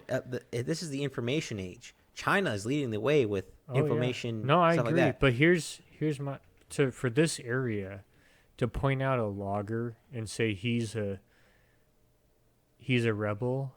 I'll be honest. I'm thinking all loggers are rebels. Fair, and they look at his phone to track him. He's probably got a 300 by 300 mile range of where his phone regularly says he is. You're not gonna find him. And if we're actually in trouble, no one's gonna have their fucking phone on them. No one's that fucking stupid. Well, to be fair, there's people that are fucking stupid, but it's not the majority of people. well, I don't know so. about majority of people. I think as soon as we think there's a fucking enemy at the gates, phone's gone. There's not an enemy at the gates, and I don't want to have my phone follow me. What are you fucking talking about? I think that's a minority of the population. I think as further humanity we go currently, simply because we have the ability to access information we want rather than have the information inside of our heads, it makes us more dumber. So I imagine, and I have no proof of this, the amount of people who are able to change a tire is decreasing. I mean, I don't want the cell phone with me at all times. Well, that's exactly the point. But that's exactly what China is putting their boys through masculinity training while simultaneously paying our representatives to make American men not do that so that we can be weaker than their men. Well, no, what I'm trying to get is, I think it's a very far view between, Nick, that people are more self-reliant. I think people are far more dependent simply on the internet of how do I do this rather than self-knowledge. I mean, it went from memorize this to just know where to find this. If the gatekeeper of where to find this is destroyed, we're fucked. I mean, again, I agree with you. There's going to be resistance. I think there's going to be, at first, a great resistance. But I think that's going to fade when you have to decide, do I fight China and risk my daughter's life, or simply worry about myself and my family and not fight? I think most mothers and fathers of America will choose their own children rather than to fight against a tyrant. Yeah, maybe. But the easier option then is to not let the tyrant in. You have to be conquered. Once you're conquered, then you can look into this. But if you're never conquered, then you don't have to deal with this. I was going to make a bad joke of, hey, Nick, we can figure out who's right in about 10 years from now.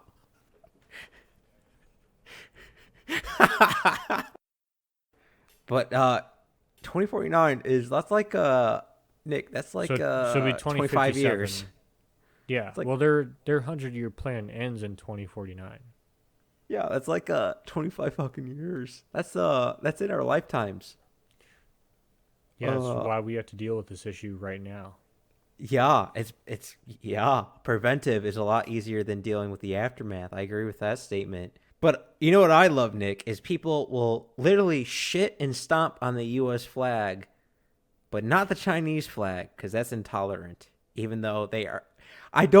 That's probably my biggest issue, is people are okay with China simply because of money, even though they are literally having a concentration camp on a scale that is on par with Stalin. That like their gulag in China are like on this getting to the same scale. It's dwarfing the Nazis, and yet I don't understand. Oh, that plastic toy you're gonna throw out 5 minutes later. Yeah, Yeah, totally, Because totally they're worth building three dependency. human. They're entirely building dependency. It's part of their fucking plan. They want us to buy everything, single thing from them, which is why us producing our own shit is fucking terrifying to them. Because if we don't need them, then they can't control us. This is kind of out of the blue, and I don't expect you to know this, but has anyone ever tried to assassinate the? I don't even. What is China? Is China prime? Is it quote unquote prime minister? I don't even know the proper fucking tyrant. Has anyone tried to kill the king of China? I know people make death threats towards the U.S. president, and people have even tried to assassinate the president. Has anyone in the time of that asshole being a leader ever tried to assassinate him? Like, I've never heard of that. According Ever. to the news, it wasn't. No one tried to assassinate Xi Jinping. Um, the latest assassination, I guess, is September of 2019. Maybe we get convinced North Korea to be crazy enough to bomb China rather than, because I mean, what the only country supporting North Korea is China, right? And the only reason we don't invade North Korea, which is doing horrible, even worse than China, humanitarian rights, is simply because they're allies with China, and we don't want to piss off China because we're so interwoven with them.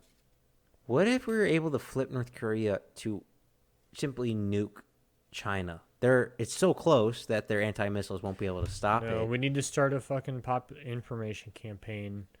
We need to start. We need to get into those camps where they're forcing All right, people hang to on, hang on. commit Which stuff. camps?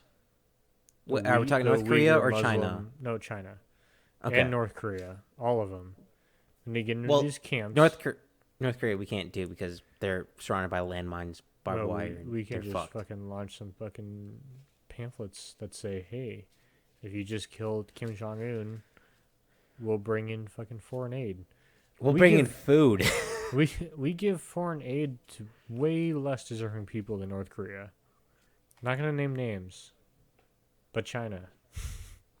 God damn it. Are Um, we actually giving them foreign aid?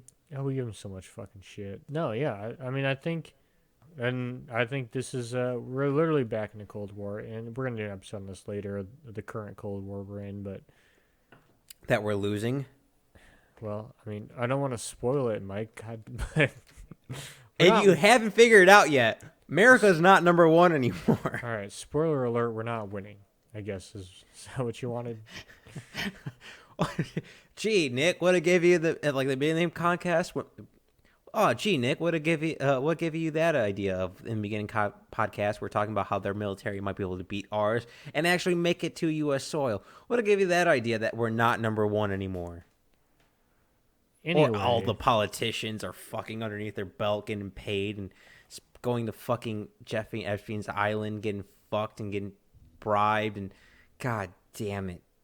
God damn it, America, what happened? Oh, yeah, no, I agree. When Chinese people are coming to America and getting political office, how's that a conflict of interest? When politicians are getting multi-million dollars from Chinese government, how is that a conflict of interest? when How? the president of the United States, his son, works for a Chinese corporation, it gets put into the public eye.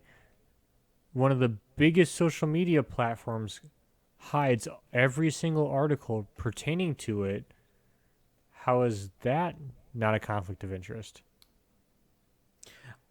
Fuck yeah. Or also, how is Russia and China having multi different levels of spy software on every government computer for we don't know because it's still underneath their investigation. How is that not an act of war?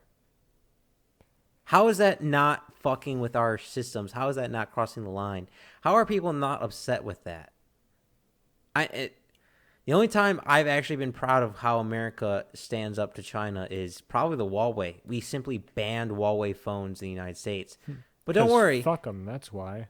they invented TikTok simply to do the same fucking thing, and so many people hop onto TikTok like sheep to the slaughter. But okay, here's the thing: the defeated member of the United States is still better armed than a member of the Chinese Communist Party. Beware of sleeping dogs in still water. It's an old saying that I hold true. Of just because you're down and out, just because it's calm and easy, doesn't mean that fucking monster does not have teeth. Well, who was the fuck? I can't remember his name. The Japanese general. His famous quote about Oh, invading the the United gun behind States. the blade of grass. I don't know, but behind every blade of grass is a rifle. He was talking Yeah. to either Well, the let's just emperor or their say fellow he was generals. not. I mean, I depends how you term successful, but they didn't win. But he was still right. Yeah. I have no idea why Japan thought it was a good idea to invade the United States. Every time you kick the hornet's nest of the United States, we go, all right, we're going to fuck your shit up. Whether it's right or wrong, we're going to, you stirred us up. We're going to do something about it. It's Well, never I been mean, like, from the beginning you of hit us. time. Oh, no. So look, like, let's. I'm just gonna walk through a brief history of the United States military, like a very brief. But I want to point out of the action versus reaction. After the formation of the United States, the Barbary Coast demanded a ransom from the United States so that they'd stop capturing Americans. America decided it's cheaper to pay for warships than it is to pay for ransom. Go over there, kick ass, come back. We get into the War of 1812. We already have warships. We start building more. Fight England. Again, come to a conclusion. We each go separate ways. Thank God for France. Once again, think they're going to be the fucking. They're going to save our ass again. Um, but then keep going further in time. Let's every conflict we get into. So even if you look at small conflicts in, like, let's say, we go way further in time, but go up to the Boxer Rebellion in China. We've kicked your ass once, we'll do it again. But Well, America, they Japan, learned. America, Japan, England, India, Prussia, Spain. Spain, all these countries got our people out, killed boxers, got our people out, established trade again. Every time we go into an area, we win, we establish trade. If it looks like we start losing, we don't pull out. We just spend more money on our military. And even if we do pull out, we just end up still spending more money on our military. So our technology, our tactics get better. It's Yeah, I Vietnam and Afghanistan would agree with that statement. I agree on smaller wars. Large wars, we've only been in three: World War One, World War Two, and the Cold War. You could make an argument for the Revolutionary War because multiple countries got involved, but just for argument, the three major wars: World War One, World War Two, Cold War. The amount of influence and technology grown from the war drives scientific research. It drives creation. Whether we like to believe it or not, it's kind of true. well, But everything's dependent on it. I mean, but this is the I mean, cost. really, Does everything the is dependent on it. does the cost even out? Did the pyramids, the But what amount is of the human cost? lives? I mean, the cost to some people, they might cut it off at the cost of the weapons that allow them to wage war. But is it? I like to look at it this way: of the cost of American values being at the front of the world, or Chinese values being at the front of the world. Yes, but I'm also very all right. So I agree with you that I'd rather have freedom than live underneath a tyrant. But I want to make sure we do this right because I can't help but think of history of America trying to stop communism from during Russia's time, and that's how we got North Korea and the Vietnam War. we should learn from our history mistakes of how to handle this this warfare that we're happening right now. We're in a Cold War right now. We're in a Cold War, and we are losing as a United States, as a democracy across the world. We are losing. Europe is losing. Africa is losing. South America, Central America, most of Asia is losing. China is number one right now. But they cut off and simply simply cut off the fire so there's no more fuel. That process with North Korea and Vietnam will not work anymore. Didn't really work back then either. But I think we need to take the offenses of them. I think we might need to be the aggressors. I think we might need to have a whole technological world destroy their servers to allow people to have real information of wherever they want across the world, and maybe cut off their food supplies, starve them out. I mean, majority of their people are already starving. Mine is, I mean, we might have to. Why do I feel like that's the move they want us to make? They don't want to be seen as the aggressors. I'll be honest, China's the best fucking chess player I've ever seen. I actually don't know the completely best agree. move. I don't either. I'm just saying, I think they would like us to make the first move, because then they if there's one thing China knows, it's fucking propaganda. They're so fucking good at it. Them in Russia, goddamn, they can convince people who got bombed by them that we were the ones who bombed them. Yeah, the goats. The goats of propaganda. So we got to figure out a way to say, hey, let's not believe the Chinese government. This is what really happened, which is fucking it. It's more difficult than it should be. I mean, can you? All right, it's like telling flat earthers that Earth isn't flat. Yeah, it's like the same fucking level. This is a good question. Who's dumber, flat earthers or people who believe what the Chinese government says? You can't tell right now, but my eyes are super bug-eyed trying to figure and process that information. Can I just say both? Like, yes? That's the answer to that question? Yes? I'm going to go...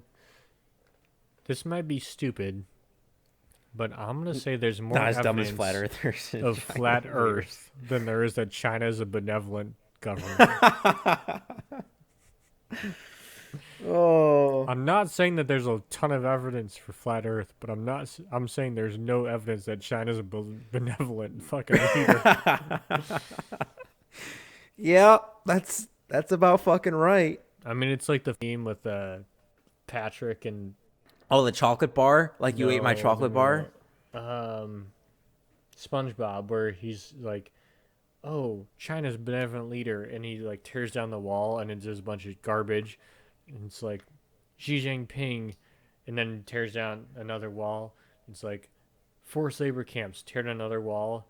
It's like terrible fucking environmental practices. And it's like, well, they're not that bad.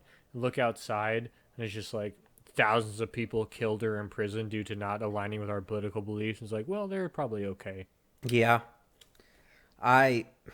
God damn. I'm just right now thinking of the 300 plus the 10,000 other Greeks that were there helping the Spartans, of simply saying, Persians, come and take them.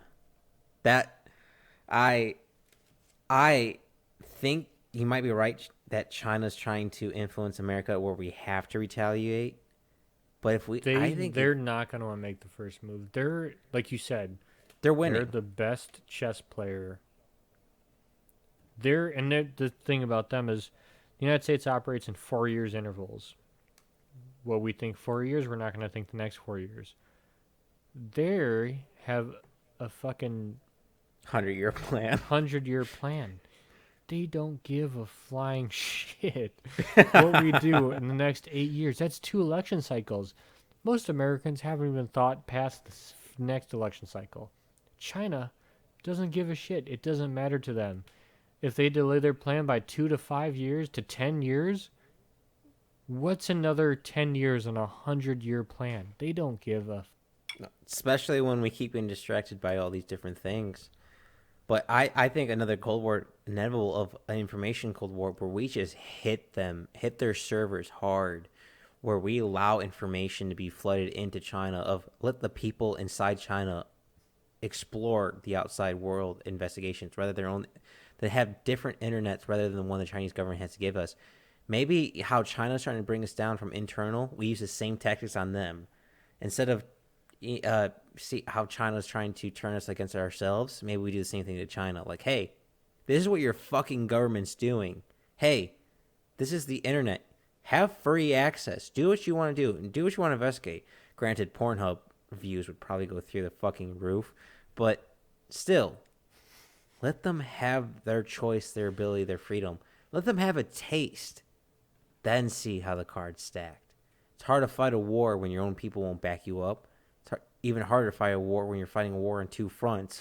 Hitler would know. So here's the thing with this is, one, I don't want to give you a compliment. But two, that's a really good idea.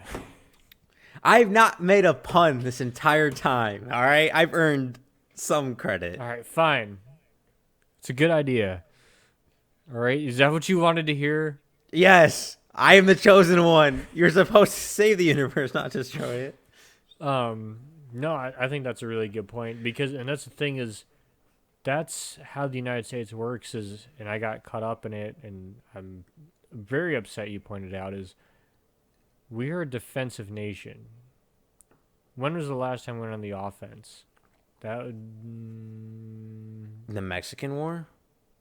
yeah, you could make a, yeah, pretty much the Mexican War. You can make a case for Vietnam, but Spanish-American War, like, we're not an offensive nation. We're, like you said, this speak softly, carry a big stick. We are a defensive nation through our foreign policy. Oh, But yeah. maybe it's time to be like, fuck that. Because here's the thing, I think we can all agree, right, left, and maybe you don't agree with fucking up another nation's government, but I think we can all agree forced labor camps are bad. Yeah. Slavery Yeah. bad. I think we've fucking had enough conversations about it this year to agree on that. So let's just use our fucking collective purchasing power, our fucking power as a country to say, fuck you, China. I mean, agreed. But have you ever seen the movie? This is to help back up your point of maybe we should be on the defensive rather than the reaction. Have you ever seen the movie Pool Junkies? I have no idea what you're talking about. Well, there's a scene with Christopher Walken. He's giving this big speech of, hey, have you ever seen the documentary channel, the Animal Planet? Yeah. You ever seen that lion, like, lions on the BBC America, whatever, BBC Animal Planet, whatever? Yeah. Well, that lion, so hot, underneath the sun in the shade, not moving. The lioness, they come, they mess with him. The cubs, they come mess with him. The whole kingdom sees this, thinking maybe this lion got soft. Then the hyenas, the jackals, they start moving in. They start nipping on him. Yet this lion does nothing. So hot, so tired. Then eventually the lion goes, fuck this, and tears the living shit out of all of them. Sometimes it's necessary to be a monster when the monster is better than the other. Don't get me wrong. The act of war is something need to be debated, discussed, voted on. But to retaliate, to do the same thing what China is doing to us, you could make the argument eye for an eye makes the whole world blind. But I would make the argument sometimes it's better to resist and be free, even for a moment, than live a life underneath chains. I did not do the pool hall junkies quote justice. I was ad-libbing. I don't remember it directly. But America has always been a hornet's nest. You kick us, we don't get sad, depressed. We get angry and fight back. Maybe it's time for this hornet's nest to expand its territory. And I don't mean like physical territory. I mean influence territory. Of no more slavery. No more children working at dye factories that are choking to death. No more Muslims simply because of their beliefs in the wrong country being forced to work camps, being executed in the streets with guns and AKs. No more of our politicians being bribed publicly and underneath the table to influence our own freedoms. Can you Maybe imagine a world where we looked our politician in the eye and said, hey, you accepted $250,000 from China. You're gone. Any public office. You can't apply to the National Park Service and clean bathrooms. you mean how the point where we get to the point where we can almost tar and feather them? We got to this point for a reason. We need to self-reflect and figure out why this happened. But also, we need to prevent it. We're already burnt. Look, Let's take care of the blisters and relearn. No, I don't think you're right, Mike. And I think what you're saying about politicians of tarring and feathering and people who are taking money from China is like we can't afford to have elected officials in the back pocket of a foreign enemy. I think we need to get to the point of American society where you are an American or you are not. If you want to take money from foreign interests, you best disclose that or you're gone. And I want to see harsh penalties for elected officials who are taking, I don't give a shit if it's $10. You're going to take money from foreign officials, you're done. Let's make it even simpler. If you're not on the side of humanitarian, rather even if you're not on the side of America, if you're not on the side of America, as much as it pains me, it's your decision. But not on the side of humanitarian efforts, where you're siding with the people who are literally putting people in mines, chained and shackled, executing them by the dozens and firing squads. Where you are not human. You are beneath it. And I'm not trying to dehumanize it to make it easier to kill someone or deal away with something. If you are willing to send men, women, and children simply because of the way they look, their religious beliefs, or simply because they want to speak their mind into forced labor camps, you, sir, are an evil person. Whether it be man or woman, I use sir as a general term, but you, sir, are a cunt. I want to see politicians who, if they side with a foreign enemy, an enemy in the United States, and this is the thing, is that somehow we got all our fucking wires crossed, and we say China forcing people at fucking gunpoint to produce items instead of saying, fuck these guys for not buying shit from them ever again. Fuck those guys. Let's just say if you buy items from overseas, you're fucking done. Like, I don't know why it's so fucking complicated. It's expensive. Completely agree. If you buy a Yeti mug, it's $30 in the U.S. If you were to pay for it with U.S. made prices, it'd be $130. Well, that being said, a Yeti will last you your life. But I need to play devil's advocate right here. Yep. Some minerals and resources can only come from China simply because geology. I don't know about a complete ban on trade. No, we can't do that. Like, legitimately, the correct term would be trade-wise. That's never going to happen. And I think as much as I would like to, I just don't think it's realistically possible to completely ban trade with China. Until we go to war with them.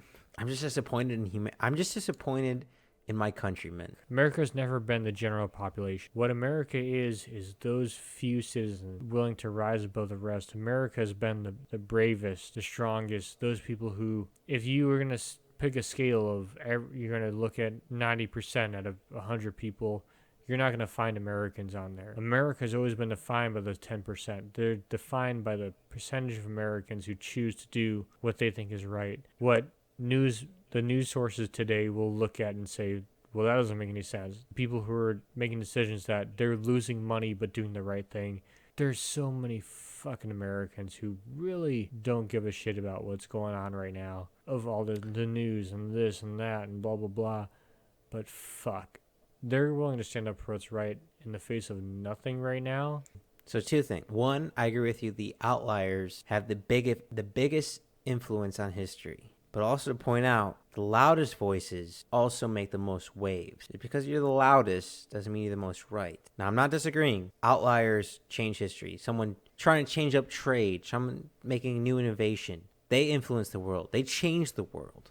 But so many people in the United States, this day of age, walked slowly in a straight line, disciplined to the slaughterhouse. Sheep to the slaughter. So many know that China is using TikTok to steal all your information. So many know the government is surveilling on you, yet we do not cry out. So many know of all the history moments of when the government started taking away freedoms. It's slowly, not quickly. It's to win a war, you need a few, the individuals who can see, who can innovate, to lead. But at the end of the day, you need a mass to conquer, to rule, to overthrow. You need the numbers. And say, there's 360 million United States citizens. Let's count 20 million of them to children, so that we're looking at 340. Maybe, I would guess, 10 million to 15 million are actual patriots of willing to fight, sacrifice, and die for their freedoms. How many of them would gladly bow their head and say, I did not see anything to atrocity? How many are currently doing it now? Many would cry out saying that they will do something about it, but they'll simply talk about it or send a tweet or an Instagram, but will not do anything about it. Talk's cheap, motherfuckers. Action matters. Bold of you to assume there'll be social media once China moves in, Mike. I mean, that's how they're going to influence other countries. That's how they're going to influence the cities to... Yeah, you're going to be able to follow one profile and one profile alone, and that is CCP, the Chinese Communist Party. When will we learn extremism is bad, whether it be on the far right or the far left? Fascism and communism, fucking both evil, and we never fucking learn. Fucking probably never. But, I mean, Thomas Jefferson said that. He said the tree of life needs to be watered by the blood of tyrants. Oh, I thought for a minute you're going to make a Thomas Jefferson said China's a cunt joke. It's moments like these, thank God I'm in Texas, where we have the most special forces, retired special forces people in the entire United States, where I'm like, you know what? The world went to shit. I have use of skills. I can help them out. But we have a lot of ex-military special forces and military bases. Look, here's the thing. We're all Americans. Are we? With that much money going into the banks of politicians? Are they really American? We're not Americans, but our listeners, Norwegians. Thank God for them. Thank God for Norwegians. The cool European countries. And by cool the ones who European resisted countries, Nazis. We mean not France and not... But, no, I here's the thing about Americans is, name the enemy. We've been willing to fight tooth and nail to defeat an enemy who very clearly overpowers us. Whether it's in... I mean, back in the day, better dead than red. Fuck, I can't remember the phrase for the Civil War, and then, well, honestly, China might just supply our politicians to make us go to a different third world country like India, the Philippines, or somewhere in Africa that might already be underneath Chinese rule. Because I mean, again, China owns a lot of the world right now.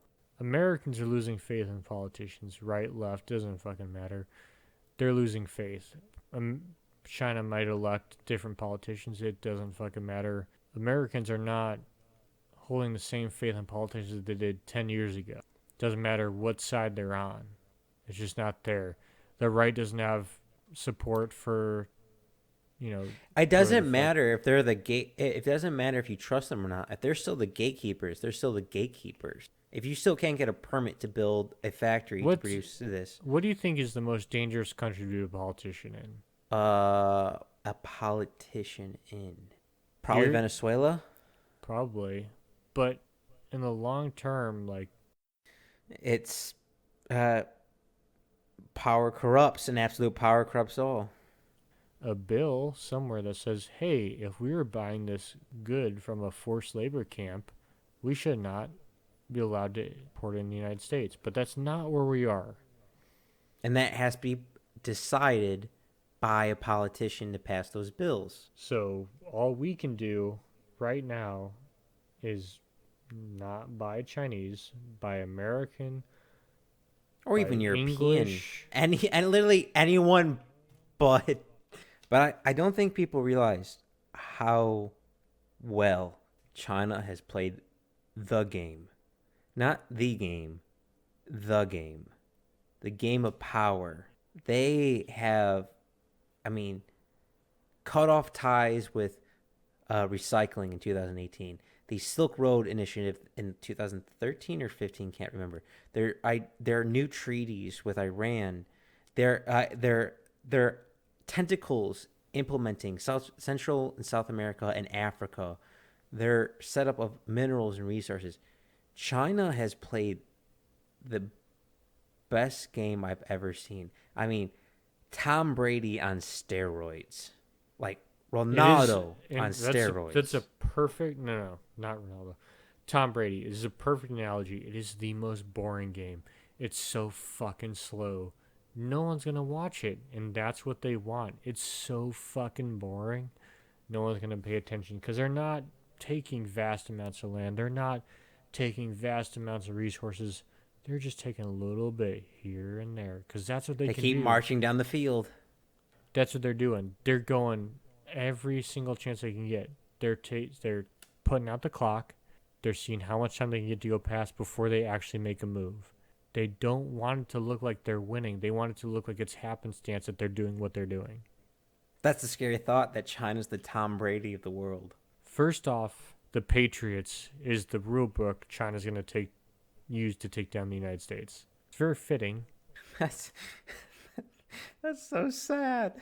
I'm so sad now. That's such an irony. I mean, yeah, it's not a quick beheading. It's a death by 1,000 cuts. It's a war of entrenchment. It's dehydration, starvation, slowly. Again, you don't know your freedoms are gone. They don't take them right away, all of them right away. They slowly start taking them. They slowly start implementing things. And god damn, China is not a sleeping giant, it's a sleeping tyrant. I've said it once, I'll say it again. They are right now they're the most dominant probably And I country on the think planet. that's. Are we getting conspiracy theories? This You're is the one editing this, so you go right ahead. so yes. During the 2016 election, we saw a lot of media traffic about how making Russia out to be the enemy, and I think that was on purpose because I think the enemy's not Russia. Not that we shouldn't watch Russia and make sure they're not fucking shit up, but I think that China wants us to look at Russia as our enemy because if they can divide and conquer us, they can take us and they can take Russia. But combined, they're never going to be able to conquer the United States and Russia at the same time. Oh, one alone is 100 years worth of resources. It's so much to just take one of those. It's their entire castles, their sieges. There's so much resource. And we'll have to see which one they choose. I don't think they're taking Russia because Russia. I can see Russia using nukes before America. I can, with all the hot water Putin's in right now. I can see him going, okay, you want to fucking play? So say hello to my little friend. There goes Hong Kong. Yeah, I agree. But man, I think if it came to an actual invasion, we'd be done with them. I Well, it really do. depends. Are we keep electing leaders based on their beliefs, or are we keep electing military leaders based on their performance? I mean, Hannibal was probably a misogynistic, sexist asshole, but boy, was that North African man, the Carthage, one of the best generals ever in history. Do you want to win, or do you want to be the nice guy? I One think it's starting to and get to that point. I think that's the point that we leave off on, because I think that's what people are gonna have to decide of. And I think we're gonna have to do another episode on this, not this episode, but another one of what is our relationship with China? Are we in a Cold War? I think we are, but what does that mean for us? What do we need to do? How do we supposed to act? My first action is act aggressive, but I know that's the wrong thing. I don't know. I guess my is the idea that you said, "Good job, Mike." A little pat on the head is we try to mess up their servers, their internet, and simply make China fight their own people by giving their people information. It's the only, I guess, to tear down a mountain, you need a lot of water. Maybe we just keep giving the people in VPNs, informations, torrents to help finding information outside of their country. We just keep giving them VPNs that says the server they're using is like Xi Jinping's. If there's Here's the thing though, if there's one thing the United States is good at, is it's being trolls. We I can don't do know. that, China might and Russia might have us beat on that too. but we've never been unified trolls. We're currently just trolling each other for shits and gigs. Oh yeah, internet is undefeated champs. Internet will always be undefeated champs. Like America might be back-to-back World War champs, and we might be drawed Cold War champs, but the internet will always be number one champs. Internet always wins. So I'm in agreement with you, Mike. Is I think the Chinese military doesn't make it past the Mississippi River. They get bogged down in trying to cover the ground that they've conquered with resistance, as well as the cities that they've conquered. I think it ends mostly like World War One rather than World War Two, where it's a push, push, push, push, and all of a sudden it's trench warfare. We're fighting for inches rather than hundreds of miles. I think this ends in some form of a treaty. If if again, if the war goes more than 4 years, I think China makes it to our soil. If the war goes less than 3 years, we might go onto China's soil. But if China gets to our soil, I think they try to take as much as they can and dig in and try to make some sort of treaty, much like World War One, where they try to dig in the trenches and rather than give up land, use unethical warfare to keep it. Eventually, a Treaty of Versailles, or at this point, since probably if it's happening in the United States, the Treaty of Guam or the Treaty of Ontario. But I don't know what China would ask for. There's no way that we want to let China have land in America still. No, we'd never. I mean, the fight would go on until they got out of that. We'd have to take back land on their own continent, because that's the thing that they want the most. So that's what I'm thinking. I'm thinking China, if entrenched, and we come to a But I think agreement, will ask for most of Asia and keep it most of Asia under their control. I completely agree, and I think that's China. They want to own, like you said, all most of Asia, which is entirely true. Now, this is a question that I think maybe we leave off on this, unless you had a good answer of, as a country, as the United States, are we willing to sacrifice all these Asian countries, South Korea, Taiwan, all our, it'd be up for debate, territories in the Pacific, to the Chinese in order to secure our survival? Are we willing to let them undergo communist rule, Chinese dictatorship, That's for a good us question. to be free? Because I think that's what it's going to come down to. That's a very good question. Would you rather have your... Oh, God. That one I need more thought on. I think that's a perfect question to lead off on.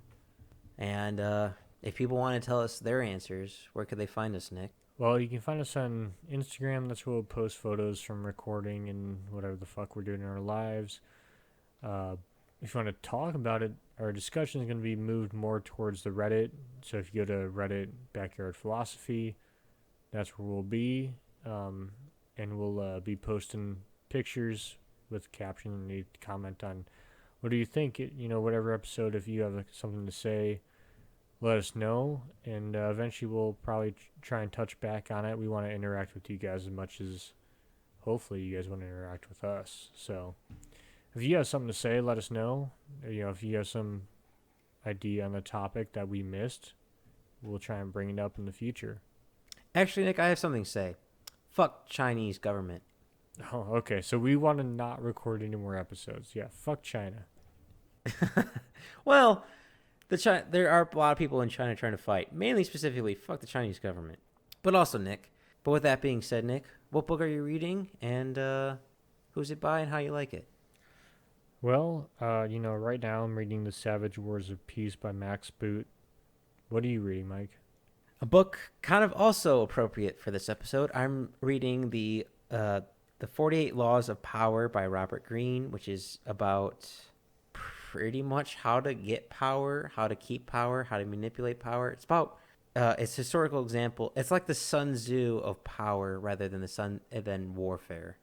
So kind of appropriate for what we're talking about. Have you read The Master Switch by Tim Wu? I have not. Oh, add it to your list. That's a good one. But this book is very interesting because the book is not limited towards one region or one historical point. They go across all the different nations and different time frames to point out good historical examples. And I've realized how many implementations of tactics I've used, whether it be mentally or subconsciously, to influence people, or vice versa if they've used on me. But yeah, with that being said, goddamn, China is the ultimate chess player. Well, with that being said, thank you all for listening.